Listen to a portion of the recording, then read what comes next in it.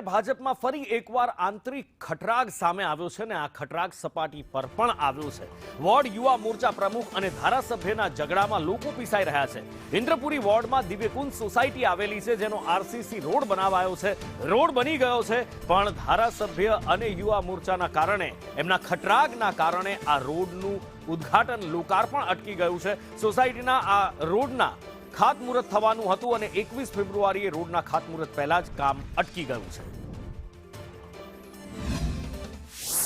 Doctor Hasmukhbhai પટેલને ધારાસભ્ય અમને નમ્ર વિનંતી છે કે અમારા સોસાયટી દિવ્યકુંજમાં જે રોડ અટકાયો છે, તમારા ભાજપના નેતા તમે અને કાર્યકર્તાના જે અનબનાવના હિસાબે અમારો જે રોડ અટક્યો છે, અમારું શું તકલીફ? તો ટેન્ડર પાસ થઈ ગયું છે, બધું થઈ ગયું, ખાતમુહૂર્ત કરવાનું હતું, તો પછી હવે આ બધું ક્યાં કરવાની જરૂર છે? સોસાયટીના રહીશોને જે અન્યાય થાય છે એ ખવો ના પડે, વહેલાસર કામ રોડનું ચાલુ કરે। અમારી તો એ જ રજૂઆત છે। આ જે આંતરિક વિશ્વાસ છે તમારા ભાજપના કાર્યકર્તાઓનો કે જે બી હોય, એમાં અમારા સોસાયટી વાળા ભોગવવું પડે છે, એ વ્યાજબી ના કહેવાય।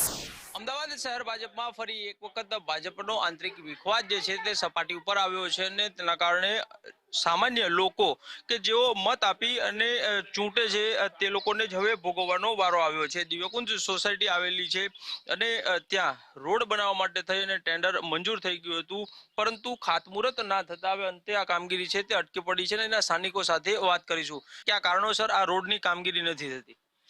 અહીંયા આગળ ભાજપના કાર્યકર્તા અને ધારાસભ્યની અંદરની બબાલના હિસાબે અમારા રોડનું કામ પાસ થયેલું અટકાવવામાં આવ્યું છે।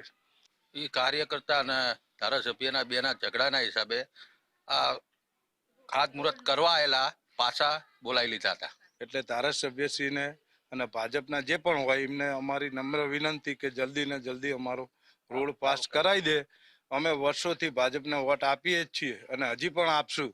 હા, અમે અમારું ટેક્સ બિલ, ઇમ્પેક્ટ ફી, કાગળના બધા રેડી, ટેન્ડર ઓકે છે, પણ હવે અંદર શું થયું હોય એવું અમારે કોઈ ખ્યાલ નથી। હવે લોકો ડિમાન્ડ કરી રહ્યા છે કે તેમનો આંતરિક વિખવાદ જે છે તે તેના પૂરતો રાખે અને સોસાયટીને રોડ બનાવી આપે।